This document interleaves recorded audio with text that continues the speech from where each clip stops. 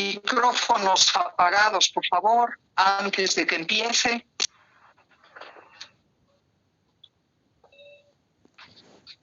¿Se está viendo? Sí, se ve. Sí, doctora, se ve. ¿Estáis viendo la imagen?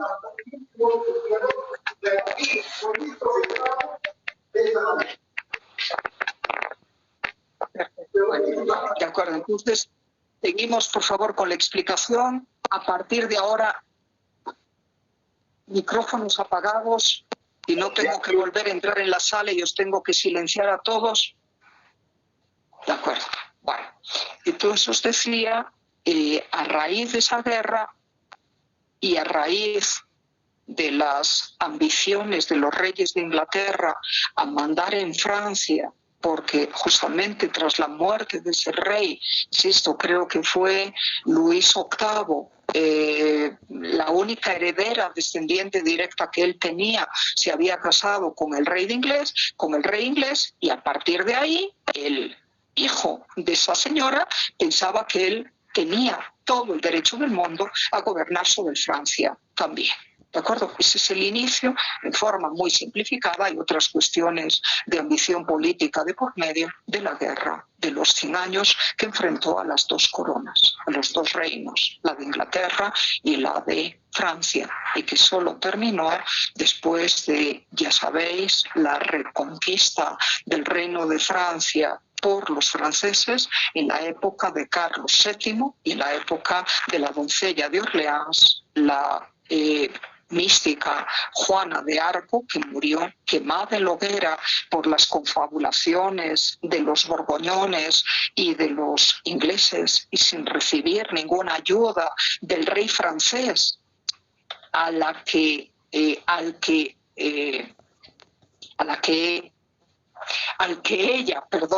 había contribuido a coronar. Pues por todo eso y por ambiciones e intereses políticos, acordaros, Juana de Arco acabó muriendo en la hoguera de Juan, acusada de herética y demás, en el 1431.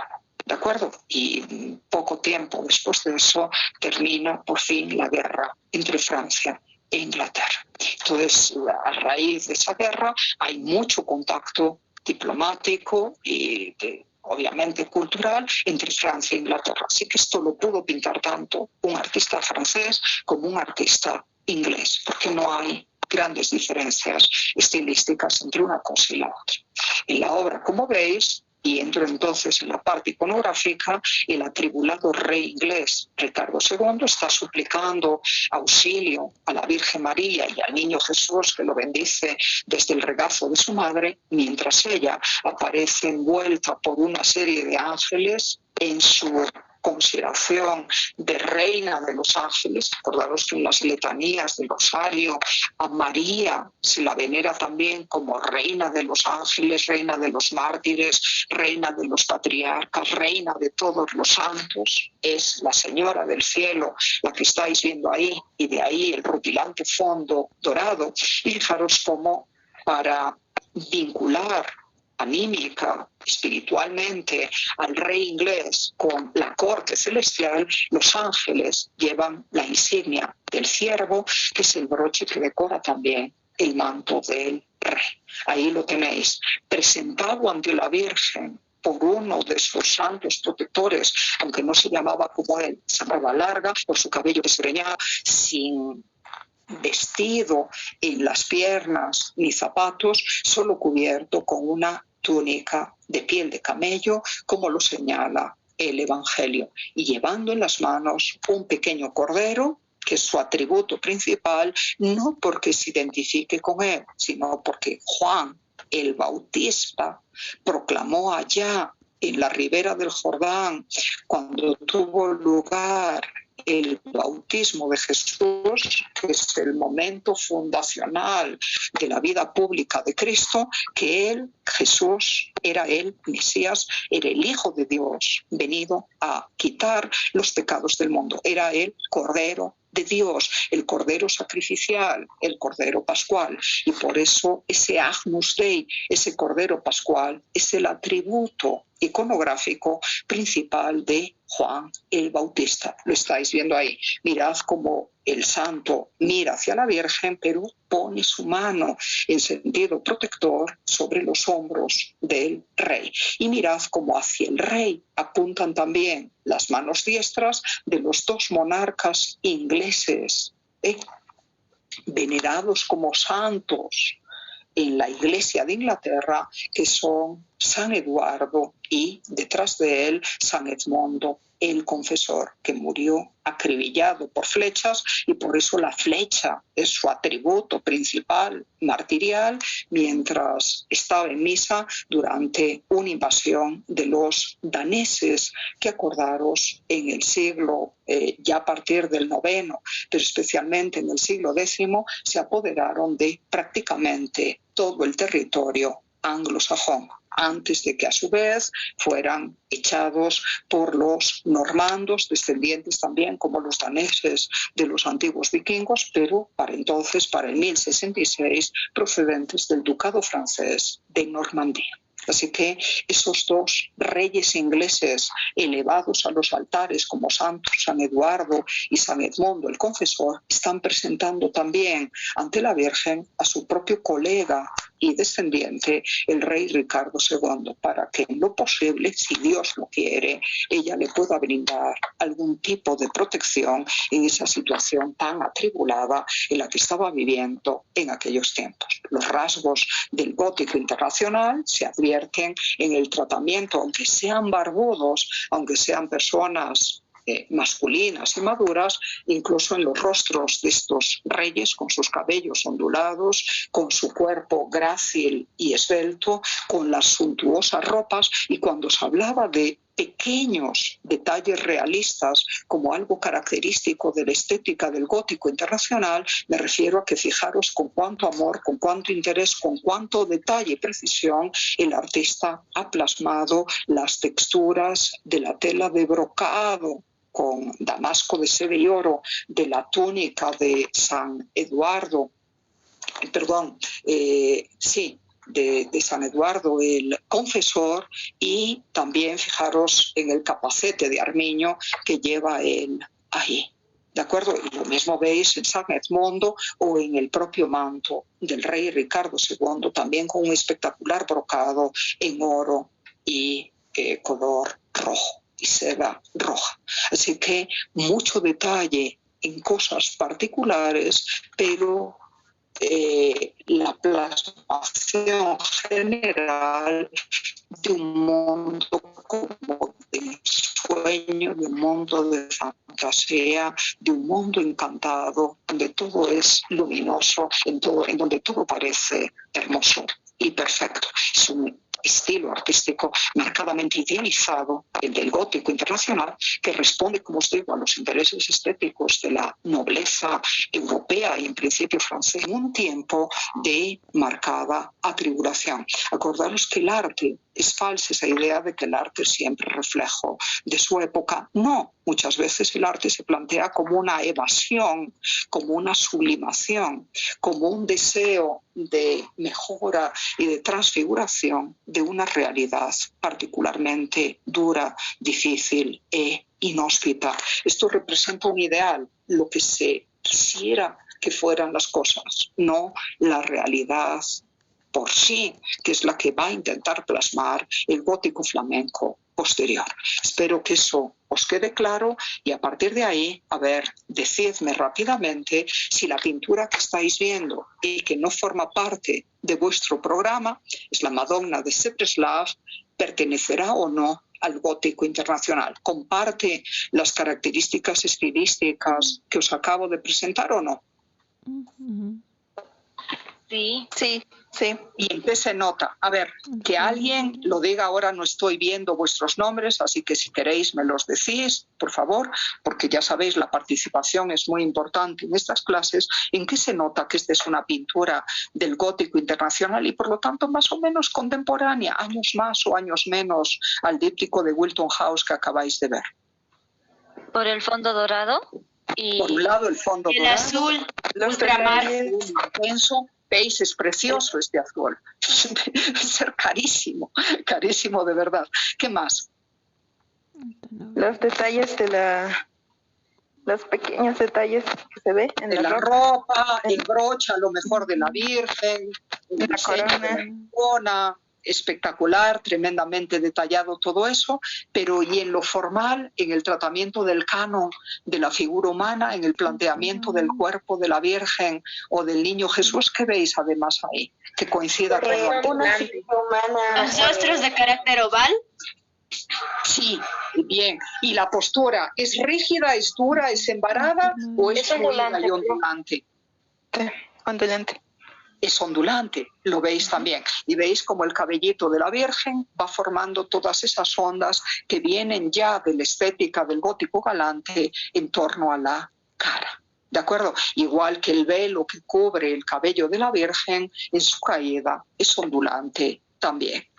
Todos esos rasgos, junto con la marcada afectividad entre la Virgen y el niño, algo que acordaros es distintivo del naturalismo gótico y que deja de lado el rigor de las Theotokos, de las Madonas entronizadas bizantinas, pero que tiene su similitud en aquellas vírgenes de la ternura, como la Madonna de Vladimir, que habían empezado a darse en Bizancio a partir de la segunda edad de oro bizantina, esa relación tan amorosa, tan maternal, tan directa entre la Virgen y su hijo, es otra, como os decía, del gótico galante y del gótico, y lo estáis viendo aquí. Solo que esta pintura no es francesa, no es inglesa, no es italiana, no es levantina, no es renana, no es borgoñona ni flamenca, pertenece justamente a ese reino de Bohemia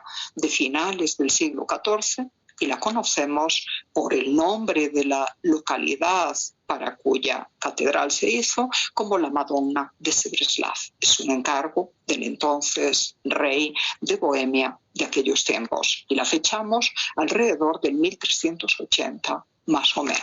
Mirad ahora esta otra obra, os la presento en completo, tallada en madera, como se ve, con el fondo dorado, con las figuras gráciles, con esas poses ondulantes, cuando el retablo, que en este caso es un tríptico, está completamente abierto, es el tríptico de la crucifixión por el tema central de la Cartuja de Chaumont, que como os dije el año pasado y os he vuelto a decir en la clase anterior, está cerca de Dijon, que es la capital del Ducado de Borgoña, y la obra fue encargada para esa cartuja, para esa iglesia del convento de los monjes cartujos, una orden dedicada solo a la plegaria y a la meditación y con un voto de silencio muy marcado en Chaumont, en las afueras de Dijon, por el entonces duque de Borgoña,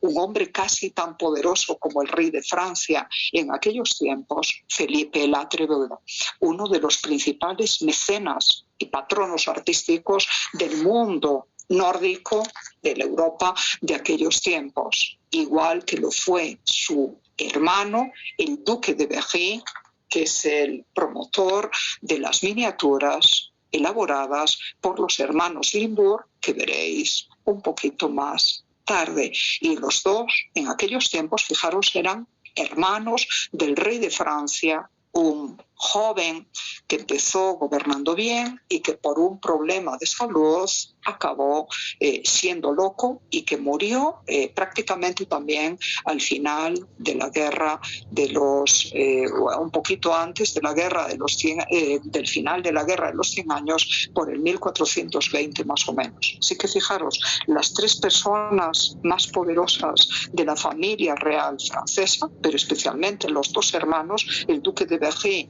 y el duque de Borgoña, son los más destacados patrocinadores de arte de aquellos tiempos al norte de Italia, como os estoy diciendo, en la zona flamenco-borgoñona. Bueno, pues esto lo encargó el duque Felipe el Atrevido de Borgoña y se lo encargó por partida doble a dos artistas que tuvieron que trabajar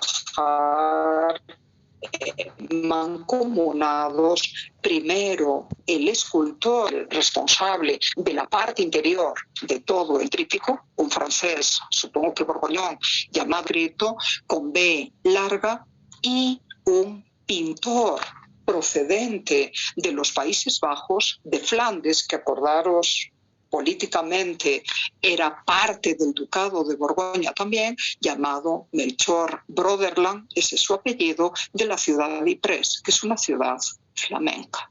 Es esa parte pictórica del tríptico de la crucifixión el que vamos a examinar, pero os lo quería enseñar todo abierto, tallado en madera. Fijaros, la arquitectura es la propia del gótico, precisamente tardío, con todas sus florituras y sus columnitas y arcos y pináculos sumamente esbeltos. El tratamiento de los cuerpos, de las figuras, lo estáis viendo aquí, deriva de ese gótico galante francés que visteis el año pasado y se inscribe perfectamente en los rasgos del gótico internacional en escultura. Lo veis aquí en la escena de la crucifixión, pero fijaros, ese tríptico que está tallado por dentro está pintado por afuera, y cuando el retablo de la crucifixión está cerrado, luce así, y esa pintura fue hecha con la técnica del témpera y con la adición de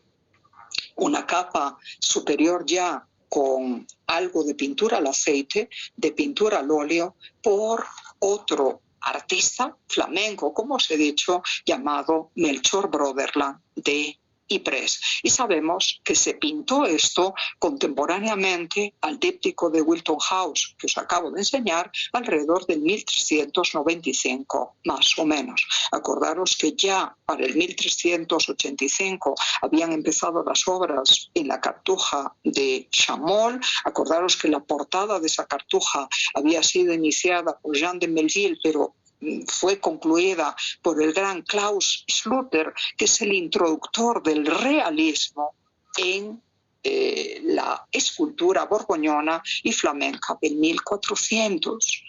Él pertenece a la misma época que estos artistas, pero su estilo es mucho más novedoso, es mucho más realista y abre las puertas al gótico tardío, como antes os sugería. Así que recordad, esto es de esos años, finales del siglo XIV, y entonces que alguien me diga en qué se nota que esto pertenece al gótico internacional.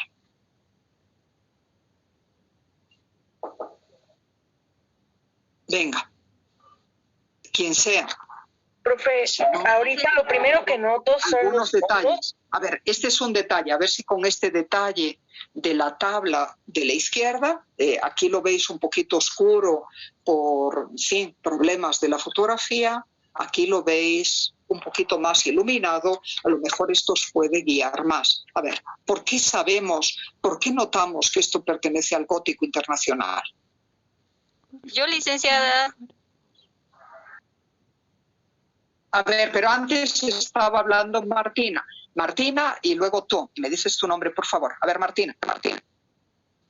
Bueno, profe, lo primero que noté fueron los paisajes del fondo, que usted habló que si bien o podían hacerlos completamente lisos, y si los hacían como que detalles del fondo eran como que detalles bien localizados. O sea, como que eran...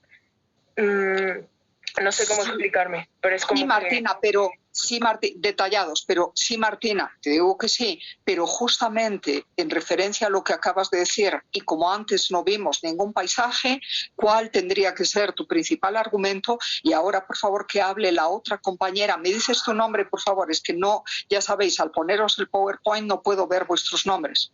¿Quién quería hablar también? A ver, yo, licenciada. ¿Quién eres? Gabriela Vilca. Venga, Gabriela, a ver, dime, ¿en qué se nota por el fondo? Quedémonos solo por el fondo, empecemos por lo esencial, por lo básico. ¿En qué se nota que esto es del gótico internacional?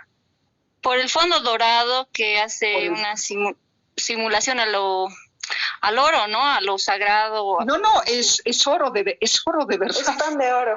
Es oro de verdad. Pan de oro. No. Aquí no nos andamos con chistes, Gabriela. Aquí ya te digo, escatima en el precio de los pigmentos.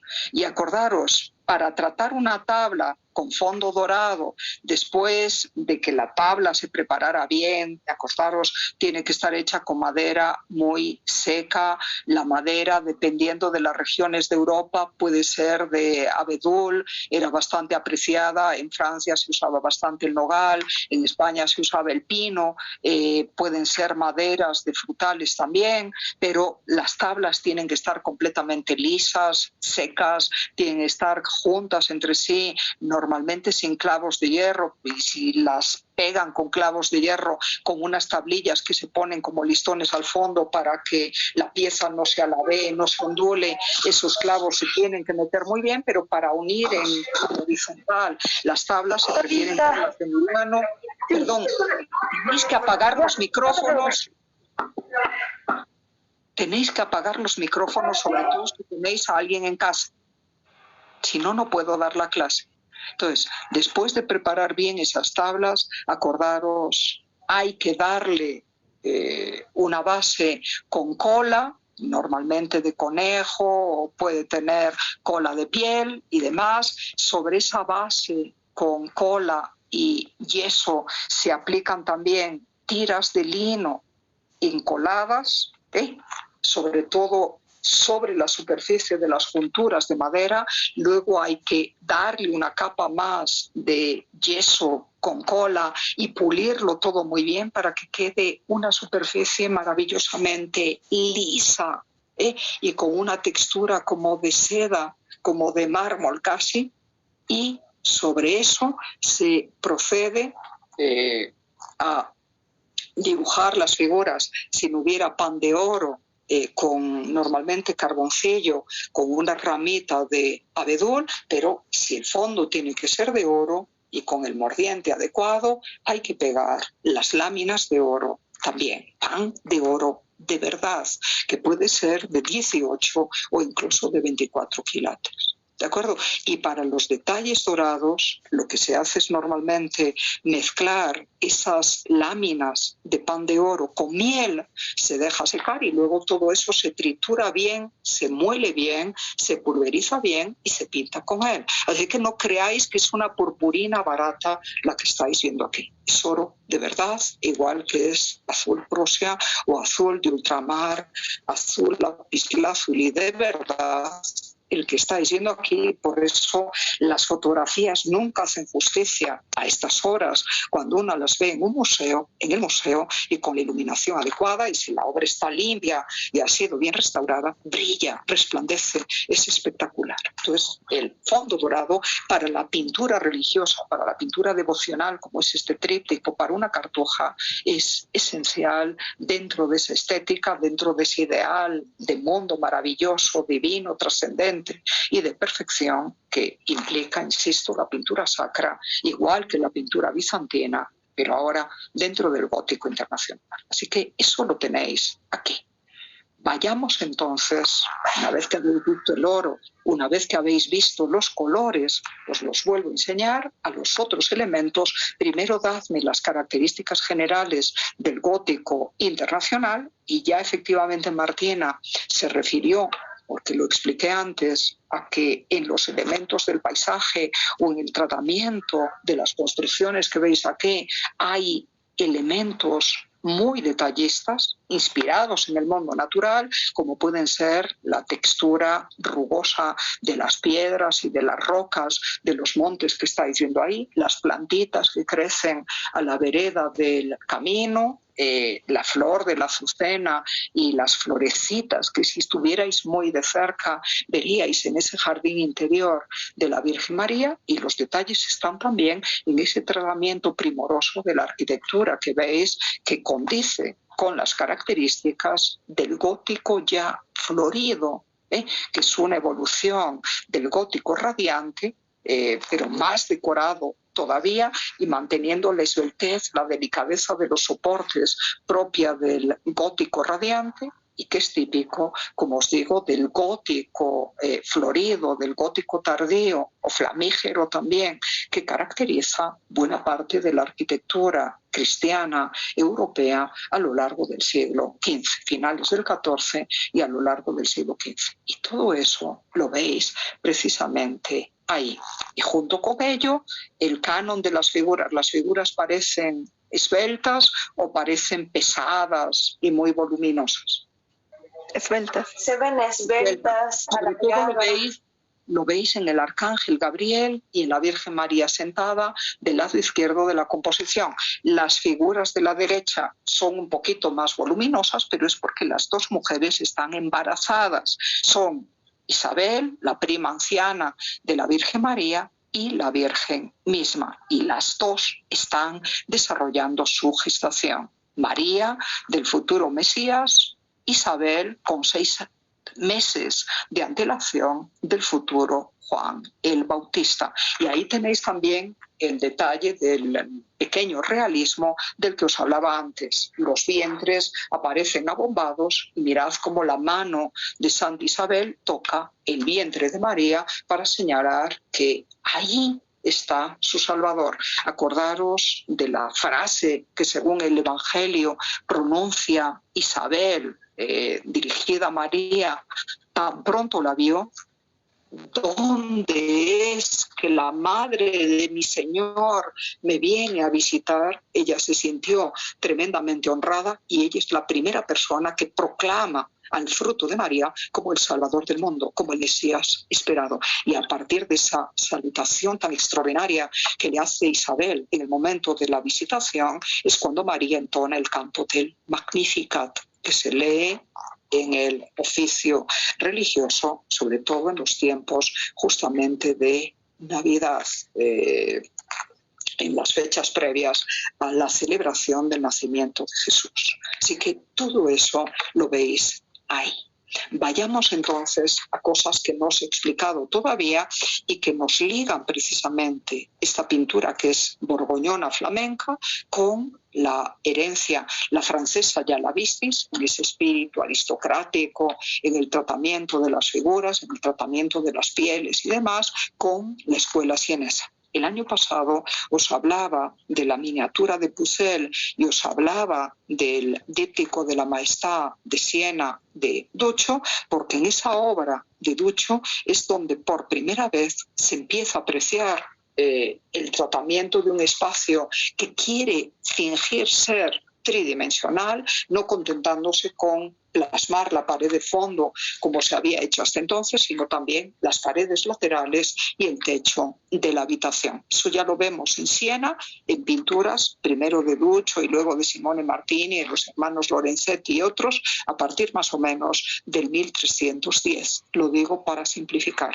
Y acordaros, ese nuevo tratamiento de la representación espacial, buscando sugerir la ilusión de una mayor tridimensionalidad, pasa de Italia, pasa de la Escuela de Siena a otras partes de Europa y llega a Francia también. Y Pucelle ya lo incorpora en la representación de la Casa de la Virgen, precisamente en la escena de la Anunciación, como la que estáis viendo aquí, pero en las pequeñas horas de la reina Jeanne d'Arc. Así que eso viene de Siena y será el punto de partida para la exploración para el descubrimiento de la representación del espacio, que nos va a plantear, por un lado, en forma intuitiva, en forma aproximativa y basada puramente en la experiencia del ojo, en la experiencia de la óptica, la pintura gótica flamenca tardía, esa que llamamos, por simplificar, pintura gótica flamenca, y por otro lado,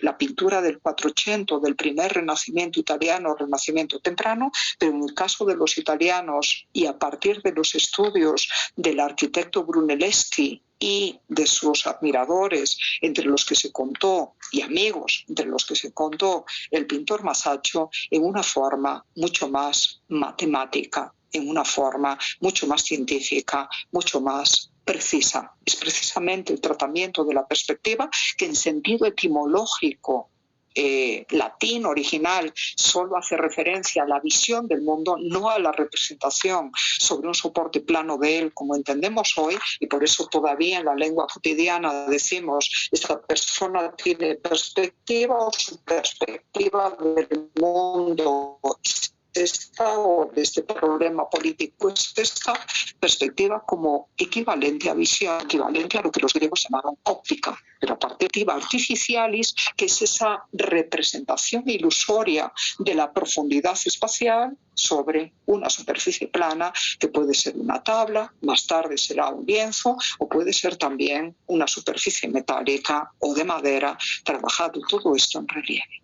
¿Os dais cuenta? Pues bien, los italianos tendrán una aproximación mucho más matemática, los flamencos y borgoñones una aproximación mucho más empírica, mucho más intuitiva, pero unos y otros derivan de esa vuelta al interés por cómo plasmamos un espacio que parezca tangible, que parezca habitable, que parezca profundo, que parezca tridimensional, y para el cual había dado la llave, por decirlo así, Duccio de Siena. Es él el primero que se empieza a interesar a comienzos del siglo XIV por estas cosas. Y es lo que veis aquí. Y fijaros, para que sugiera un espacio profundo, el artista inclina y fuerza mucho la representación de los suelos mediante líneas diagonales, como veis. Trabaja también, cuando representa techos planos, las vigas de la techumbre enmarcadas diagonales para,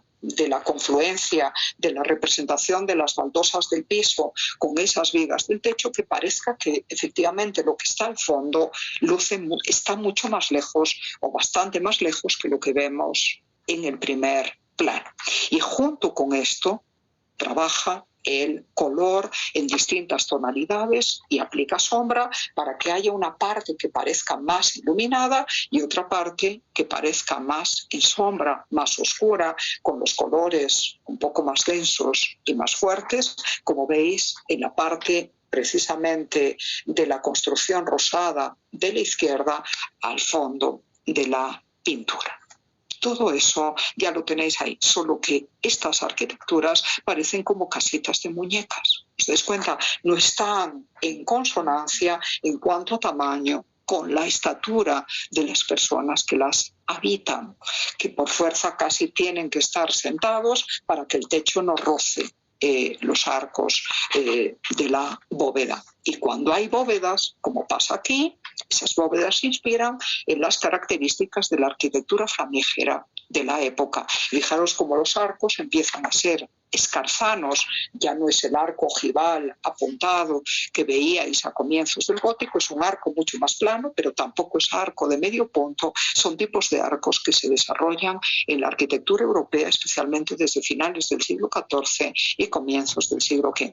El espacio suntuoso arquitectónico en el que el artista Melchior Broderland ubica a la Virgen pretende aludir a las estancias del Templo de Jerusalén, evocado casi a la manera del Panteón o de un torreón gótico por la construcción rosada y cupulada que veis detrás, como la Virgen, digo, trabajando en el templo, porque según la leyenda dorada, la Virgen María había sido consagrada al templo de Jerusalén por sus padres, Joaquín y Ana, desde que ella tenía 3 años de edad, y había sido criada en ese templo. Y entonces los artistas cristianos, a la hora de representar el momento de la Anunciación a María, toman 2 partidos. Unas veces la ubican en las estancias del templo de Jerusalén, un templo fantasioso y concebido a la manera, acordaros, cristiana, gótica, occidental. Ellos no tenían ni idea de cómo había sido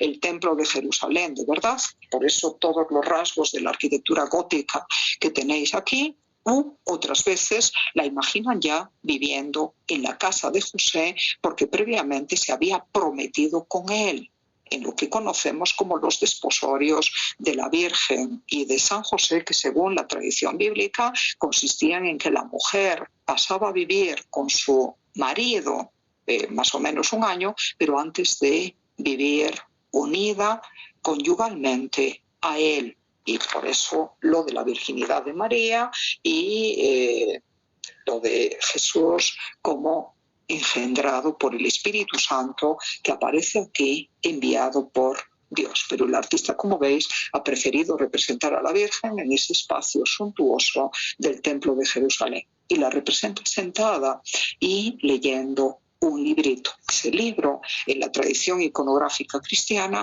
hace referencia a las profecías del Antiguo Testamento que anunciaban la venida, llegado el momento, del Salvador, del Mesías esperado por el pueblo de Israel. Es mientras está leyendo ese libro, otras veces los artistas prefieren representar a la Virgen trabajando con un ovillo de lino púrpura, porque también, según la tradición apócrifa, la doncella María había sido la elegida para elaborar, para tejer el velo del templo de Jerusalén en púrpura y con lino, y por eso es otro elemento iconográfico que tenéis que conocer. Pero ya para esta época medieval normalmente se prefiere enlazar el anuncio salvador profético del Antiguo Testamento con la escena que estamos viendo aquí, representando a María, leyendo esas sagradas escrituras que anuncian la venida del Salvador.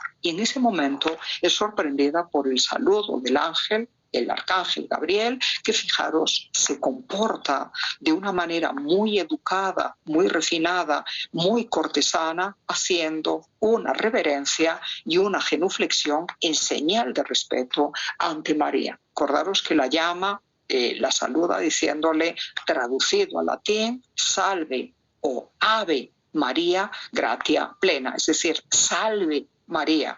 Y ese ave era el saludo que en la época de los romanos se le daba a los césares, a los emperadores. Así que con ese saludo, el arcángel Gabriel, el mensajero del Dios que veis representado en la parte superior de la izquierda, ya le está reconociendo como Señor, como su señora, como su reina, como la futura madre del Salvador, del Mesías esperado, nacido del Espíritu Santo y concebido en el seno de María. De ahí, teológicamente, las 2 naturalezas de Jesús, la divina, porque tiene la misma esencia, la misma naturaleza que el Padre. Acordaros, dice el credo, engendrado, no creado, como lo son las otras cosas y seres de mí, nacido de María. El Gabriel, que saluda a María de esa forma tan ceremonial, como antes ya nos había enseñado en la pintura sienesa Simone Martini, extiende hacia ella un pergamino en donde, si pudiéramos leer el texto, veríamos que le da esa salutación de Ave María, gratia plena, que os acabo de decir. Otras veces los artistas plasman las letras, trabajándolas en relieve sobre el fondo del panel y saliendo de la boca del ángel y llegando al oído de la Virgen, como hacía Simone Martini. Ya lo visteis, pero otras veces simplemente se representa al arcángel con el pergamino, con el rollo estirado, con ese saludo de salvación. y ese Dios que quiere que María sea la madre de su hijo aparece representado, como veis, en la parte superior de la composición. Lo voy a ampliar un poquito, espero que lo veáis bien, barbudo, como un anciano venerable, pero rodeado de un círculo de serafines. ¿Quiénes son los serafines? ¿Me decís ahí? ¿Alguien que abre el micrófono, por favor? Son un tipo de ángeles, los vimos el año pasado en el arte pero de estos que veis ahí, ¿cuál de ellos son los serafines? la parte roja. Los de la parte roja. Acordaros que desde los tiempos de Dionisio el Areopagita, el pseudo Dionisio en realidad, un místico y filósofo griego del siglo VI, a los serafines se les había dado color rojo porque su nombre en hebreo quiere decir que arden de amor por Dios, y por eso su color se asimila al fuego. Y los otros, los pintados de azul, son los querubines que podéis ver representados con el color